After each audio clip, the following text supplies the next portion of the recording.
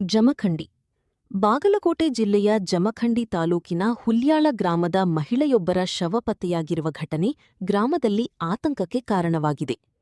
ಮೃತ ಮಹಿಳೆಯನ್ನು ಗೌರವ ಮೆಳ್ಳಿಗೆರೆ 28 ಎಂದು ಗುರುತಿಸಲಾಗಿದೆ. ಅವರು ಕಳೆದ 2 ತಿಂಗಳಿನಿಂದ ಕಾಣೆಯಾಗಿದ್ದರು ಎಂದು ತಿಳಿದುಬಂದಿದೆ. ಹುಲ್ಯಾಳ ಗ್ರಾಮದ ಶಂಭುಲಿಂಗ ದೇವಸ್ಥಾನಕ್ಕೆ ಹೋಗುವ ರಸ್ತೆಯ ಸಮೀಪ ಜೈಲಿನ ಹಿಂಭಾಗದ ಗುಡ್ಡದ ಮಾರ್ಗದಲ್ಲಿ ಮಹಿಳೆಯ ಶವ ಪತ್ತೆಯಾಗಿದೆ.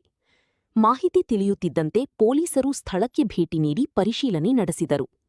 ಸ್ಥಳ ಪರಿಶೀಲನೆ ವೇಳೆ ಮೃತ ಮಹಿಳೆಯ ಆಧಾರ್ ಕಾರ್ಡ್, ತಲೆಬುರುಡೆ ಹಾಗೂ ಕೂದಲು ಪತ್ತೆಯಾಗಿದ್ದು, ಅವುಗಳನ್ನು ವಶಕ್ಕೆ ಪಡೆದು ತನಿಖೆ ಮುಂದುವರೆಸಿದ್ದಾರೆ.